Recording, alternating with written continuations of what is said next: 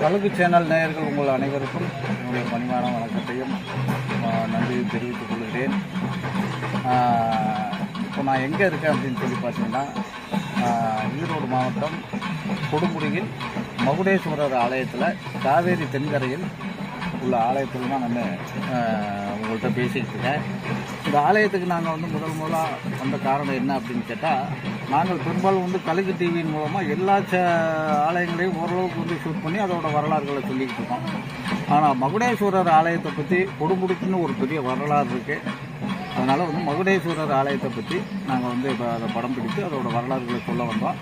வந்த இடத்துல ஒரு சித்தரம்மாவை சந்தித்தோம். இவங்க பேர் பார்த்திங்கன்னா ஏற்கனவே சுந்தரம்பாள்னு வச்சுருந்துருக்காங்க. இப்போ பெயர் மாற்றம் செய்வதற்காகவே இங்கே இந்த ஆலயத்துக்கு வந்திருக்காங்க. அப்போ அதை விஷயம் பற்றி என்கிட்ட சொன்னாங்க. என்ன பேர் வச்சுருக்கேன்னு கேட்டேன். அந்த புது பெயரை சொன்னாங்க. நேற்று வரைக்கும் சுந்தரம்பாள் என்ற பெயரில் அழைக்கப்பட்ட இவர் இன்று முதல் மகுடேஸ்வரன் மூலமாக மகுடம் சூட்டப்பட்டு காளி நாச்சியார் என்ற பெயரில் அழைக்கப்படுவார் அப்படின்னு சொன்னாங்க. ரொம்ப சந்தோஷம். இப்போ அவரை அவர் ஒரு ஆன்மீகவாதிங்கிறதுனால அவரை ஒரு சின்ன நேர்காணல் பண்ணலாம் அப்படின்னு சொல்லிட்டு தான் இப்போ நான் நேர்காணல் பண்ண போகிறேன். வணக்கம்மா.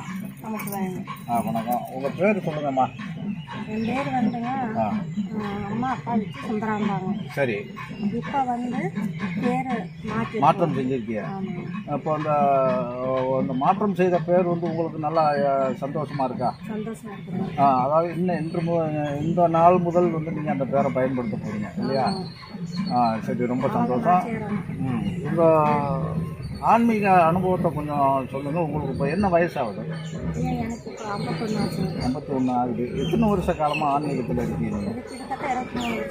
23 ஆண்டுகளாக ஆன்மீகத்தில் இருக்கு. இந்த ஆன்மீகத்தில் 23 ஆண்டுகளில் நீங்கள் கண்ட பலன் என்ன? 23 ஆண்டுகளில் நீங்கள் கண்ட பலன் என்ன? எனக்கு இறைவன்னா ரொம்ப பிடிக்குங்க. ரொம்ப இஷ்டம் இறைவன்னா. நான் இந்த இறைவனுக்குள்ள வந்த ஒரு பொண்ணு நிறைய நன்மைகள் அடைஞ்சிருக்கிறேங்க. வேண்டெல்லாம் இறைவனை நேரடியாக காட்சி கொடுத்துருக்கிறாரு. நிறைய நன்மைகள் நடந்திருக்கு. அதனால என்னோட இஷ்டம் என்னன்னா, மக்கள் எல்லாம் நல்லா இருக்கணும். மக்களுக்கு தேவையான உதவிகள் எல்லாம் என்னால் என்ன முடியுமோ அதை செய்யணுங்கிற ஆசையோட ஆன்மீகத்தில் வந்துருக்குறேங்க ஐயா. ஓ, சரி, ஓகே.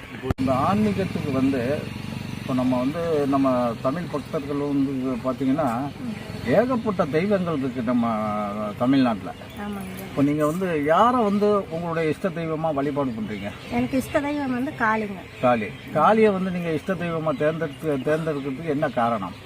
காளின்னு எடுத்தா எத்தனையோ நன்மைகள் நடக்குதுங்க. உடனுக்குடனே காளிகிட்ட சொன்னா அந்த காரியம் அப்பவே நடக்குதுங்க. அதுக்காக எனக்கு இஷ்ட தெய்வம் காளிங்க. காளி. சரி, ஓகே. இப்போ நீங்கள் குறி சொல்லுவீங்களா இல்லை பிரசன்னம் பார்ப்பீங்களா இல்லை வேறு ஏதாவது தவத்தின் மூலமாக ஏதாவது சொல்லுவீங்களா இல்லை எப்படி நீங்கள் உங்களை நாடி வர்றவங்களுடைய குறைகளை நீங்கள் எப்படி கண்டுபிடிக்கிறீங்க? எப்படி அதை சரி பண்ணுறீங்க? அருள்வாக்கு சொல்லுவாங்க, வாஸ்து பார்ப்பேங்க, முத்து போட்டு பார்ப்பேங்க, அப்புறம் காத்து கருப்பு இருக்குல்லங்க, அதெல்லாம் சரி பண்ணி விடுவோங்க. அந்த மாதிரி இது வரைக்கும் யாராவது சரி பண்ணி விட்டுருக்கீங்களா? நிறையங்க. 23 வருஷத்து அளவுக்கு நிறைய பண்ணியிருக்கிறேங்க. சரி பண்ணி விட்டுருக்கீங்க. என்னை நாடி வர்ற பக்தர் எதுவுமே நடக்கலைன்னு சொன்ன இல்லைங்க. அந்த அளவுக்கு பண்ணிட்டு இருக்கிறேங்க. ஓ, சரி. இப்போ நீங்கள் இந்த ஆன்மீகத்துக்குள்ளே வந்த இந்த அனுபவங்களை வச்சு நீங்கள் இந்த எதிர்காலத்தில் என்ன உங்களுடைய நோக்கம் என்ன? இந்த ஆன்மீகத்து மூலமாக உங்களுடைய எதிர்கால நோக்கம் என்ன? நான் ஒரு ட்ரஸ்ட் வச்சிருக்கிறேங்க. ஏழை மக்களுக்கு, மலைவாழ மக்களுக்கு வருஷத்துக்கு ஒருக்க நம்மளால ஏண்டது அவங்களுக்கு உதவி பண்ணணும். சரி.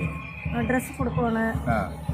மக்களை படிக்க வைக்க முடியாத மக்களுக்கு படிக்க வைக்கணும். இந்த நோக்கத்தோட இருக்கிறேங்க ஐயா. சரி. இப்போ அதுக்கான வேலைகள் ஆரம்பிச்சிருக்கீங்களா? இனிமே தான் நடத்தணுமா? இல்லைங்க ஐயா, 23 வருஷமா நடக்குதுங்க ஐயா. நடத்திக்கிட்டு இருக்கீங்க.